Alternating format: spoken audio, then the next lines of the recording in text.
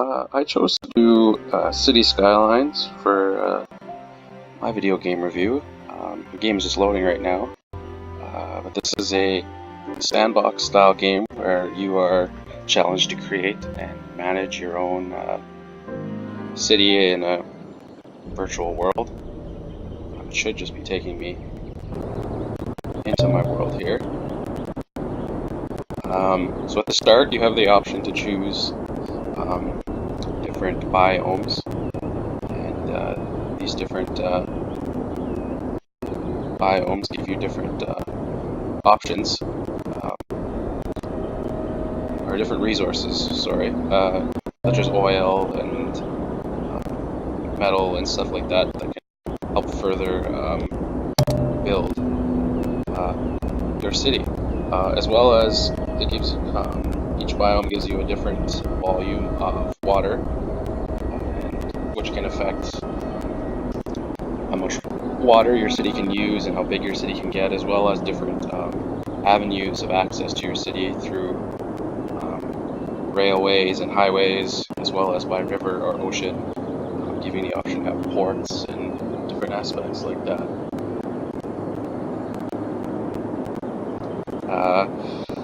So I'm just going to start kind of here, doing a little bit. So you have our two roads that automatically are set up in each one. Just go straight out.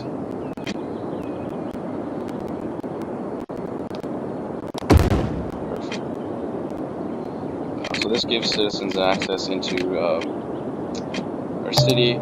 Next, it wants you to set up power, water, and other things. This gives you multiple customization options. You can choose to go with oil, wind, advanced turbines, coal, oil power plants, hydropower plants, solar, should be a nuclear as well, and nuclear. So, I mean, you have multiple choices within this. The main kind of concept of this is to see if we can kind of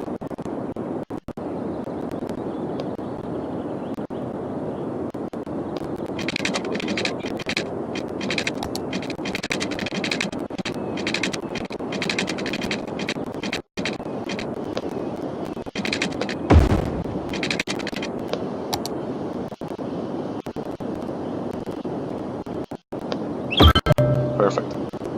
So there's our first wind kind of turbine. This supplies the area with power, so water,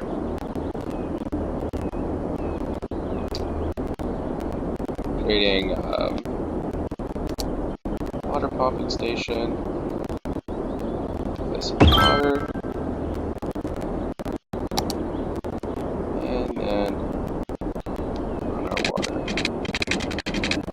over to our desired area.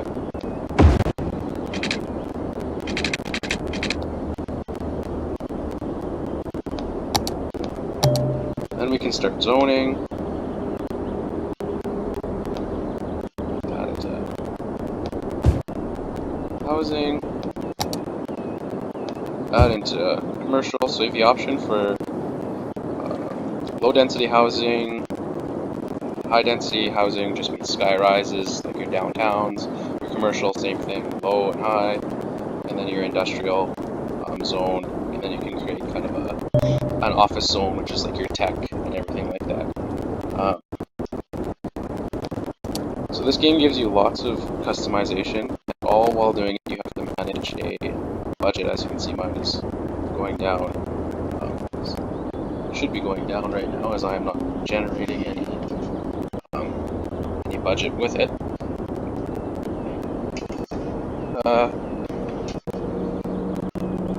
Computer was just dying.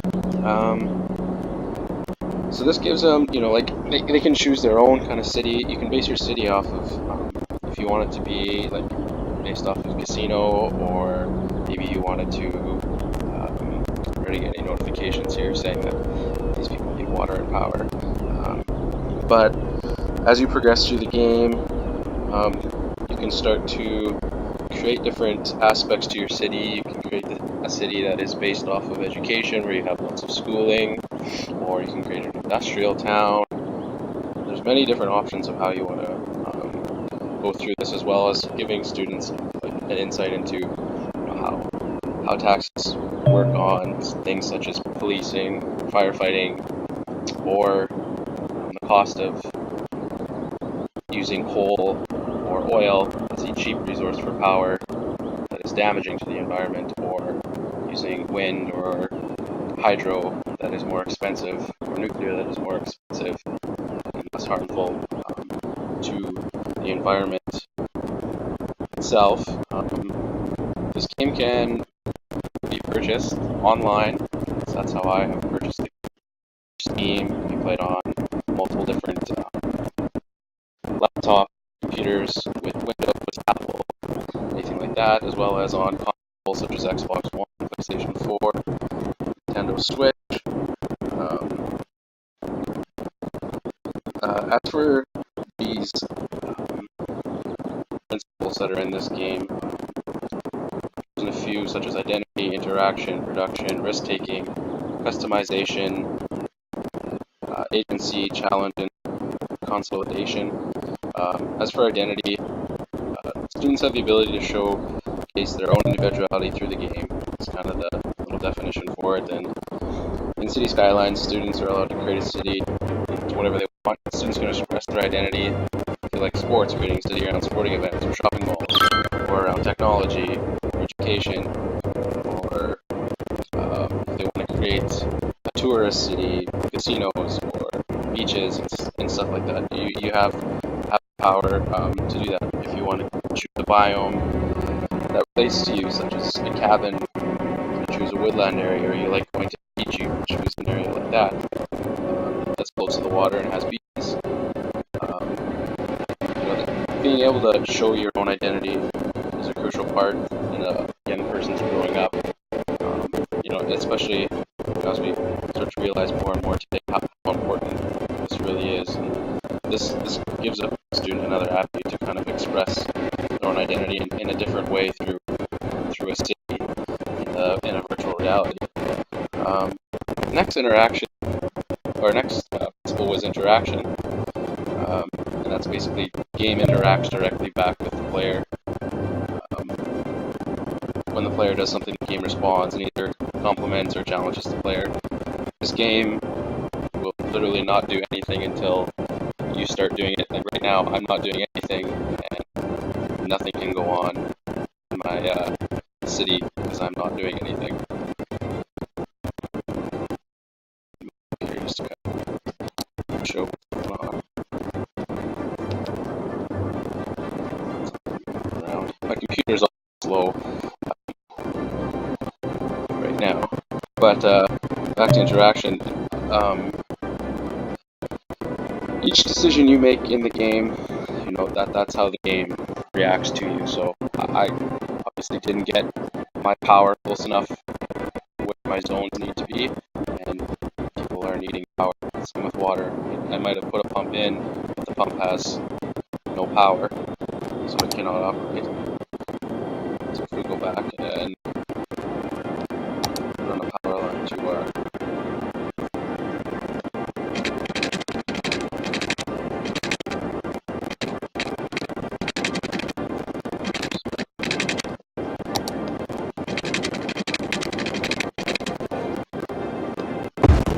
power.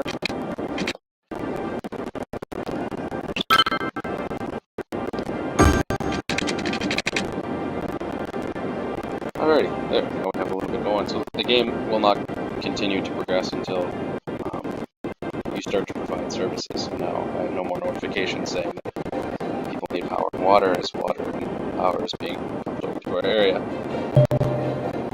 The next is production. This is when the player is creating part of the game and not just playing a scripted out version of the game. In this game, there really is no script. You create whatever you would like to create. Like I said, you wanted to create a sports town or a beach tourist area, casino. It's up to you. You write the script all the way through. You choose if you want to introduce policing, or if you don't want. You want to have a crime-ridden town, or you don't want to have firefighting because it costs money, and just live with buildings burning down. Each choice is yours to make within the game, and directly impacts the outcomes for the rest of the game with no set up script by the developers. The next is risk-taking. Risk-taking allows players the option to take risks that may have good or negative outcomes within the game. City Skylines allows players to make these choices all around, choosing to properly dispose of waste in sewer or dumping into a river or lake, contaminating your water. You can do this because it's cheap in the game and doesn't cost much, but yeah, it might affect your water, or if you are dumping waste right into the ground, it starts to affect your soil, and that can affect your farming or housing markets. I'm already getting a notification that sewage needs to be set up.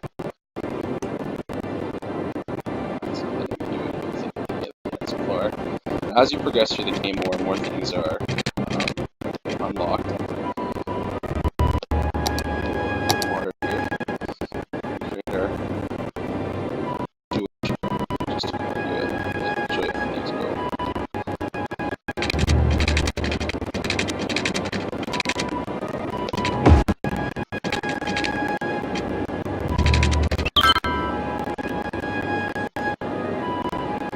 Perfect.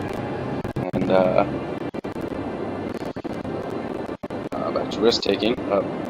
There's also disasters that can happen in the game if you set up for it, backup power or other means of power, or you can decide, even though you have limited amounts of coal or oil, to run your city's power on oil and coal because it's cheap, like I said, and if you run out, your city can run out of power.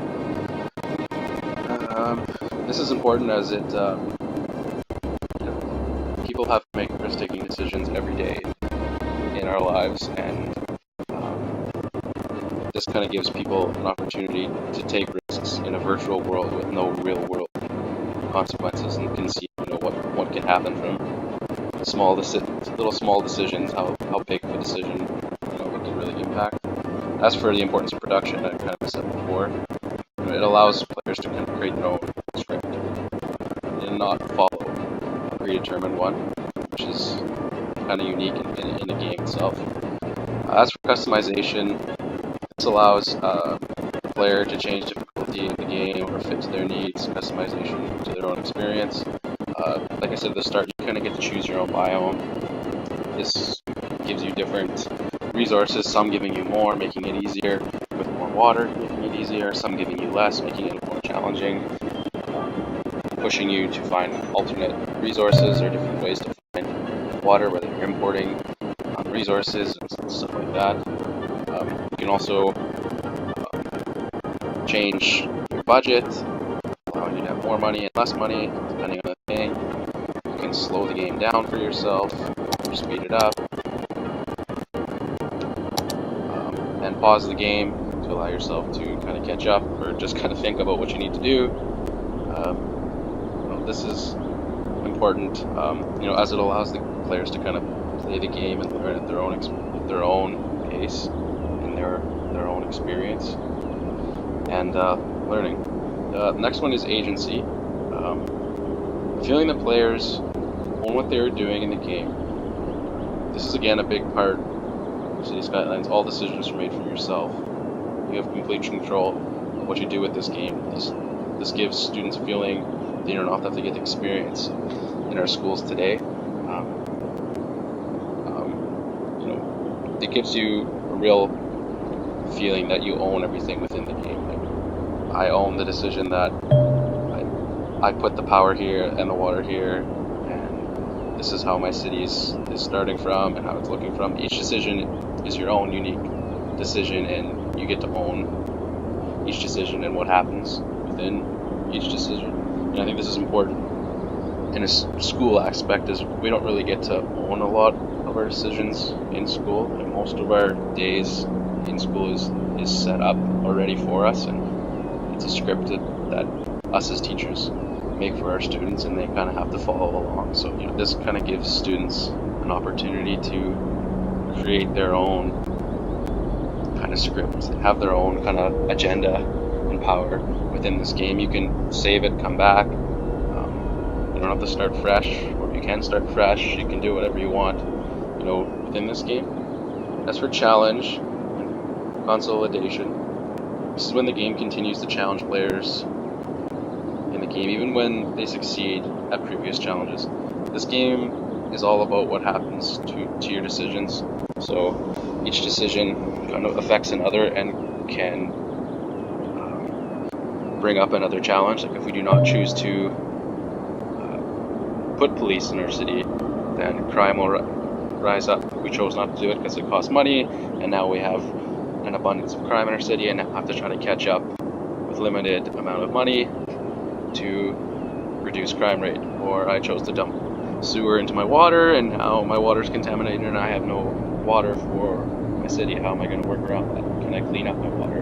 How can I do this? Can I use my sewage into a water treatment plant and then reuse it? There's lots of different challenges that are in this game, as well as the roads. The way the roads are set up in the game is a huge challenge on how many lanes there are. Allows for traffic, especially right directly into your city, to major areas like downtown or big commercialing areas. You have to try to manage when people go to and come home from work, just like in the real world. Dividing it down from larger lane streets such as avenues down to your single lane for your residential homes and such. This is important as it keeps students and people in general just kind of engaged in the game, as they're always on their toes and not knowing what to expect, but knowing that something is going to happen and they're going to have to deal with this challenge. As for how you can incorporate this in the classroom, I found kind of two curriculums within grade 8 here in Saskatchewan that you could use. Within your career education, there was a life kind of work plan outcome. Compare skill taxonomies such as essential skills and employability skills, and examine how individual skills may influence possible future occupation choices. This kind of shows directly how education affects different parts of the real world. Like if you have office space and you need tech, people need to go to school and go to university and obtain different kinds of jobs, as well as it gives students the opportunity to understand what the cost of infrastructure is. Obviously not to real scale, but just give them a general idea of what the cost of roads are, how expensive it is for new technology that is cleaner, and the effects that it actually does have on the environment. That those costs are a good gain for society, whereas oil and coal such as Saskatchewan, which is what we use for a lot of our power, is cheap and works. You put coal in a furnace and it burns, and we always have power even when it's minus 40. But at the same time, the cost that you are doing to the environment is that worth it? You get to see that in this game with pollution coming right over, citizens being unhappy with the way the wind is going and polluting their airspace of other cities, affecting markets and other things such as that. And that goes right into science.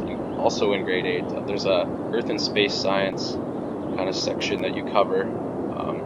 Analyze the impact of natural and human, introduce changes to the characteristics and distribution of water in local, regional, and national ecosystems. So that right into this game, you get to see the effects that you have with dumping your garbage in water, such as a lot of countries do in the real world, with mass islands of garbage being in the ocean and collecting in Hawaii with the way our tides and everything are going right now, as well as seeing it right in your own backyard with dumping sewage right into your water. Hear how that can affect, and even further, like I mentioned, the effects of pollution with coal or oil, as well as garbage disposal affecting the soil, land, and farming.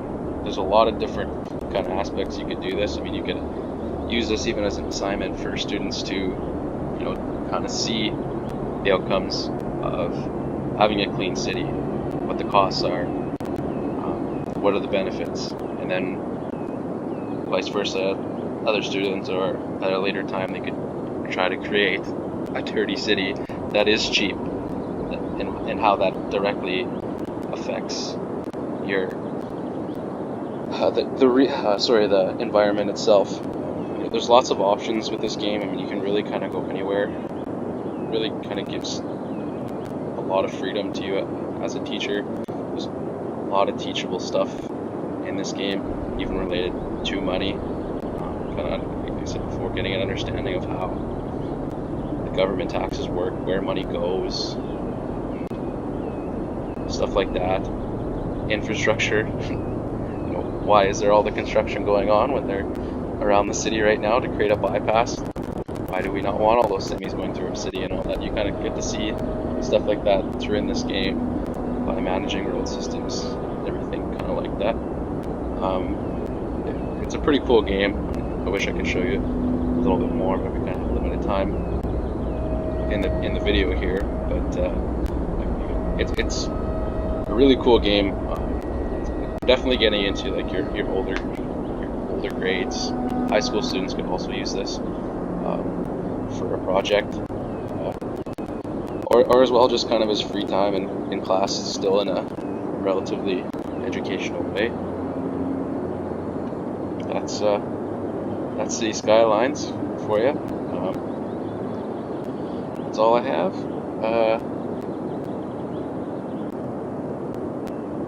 Just double check. Perfect. Alright, have a good one.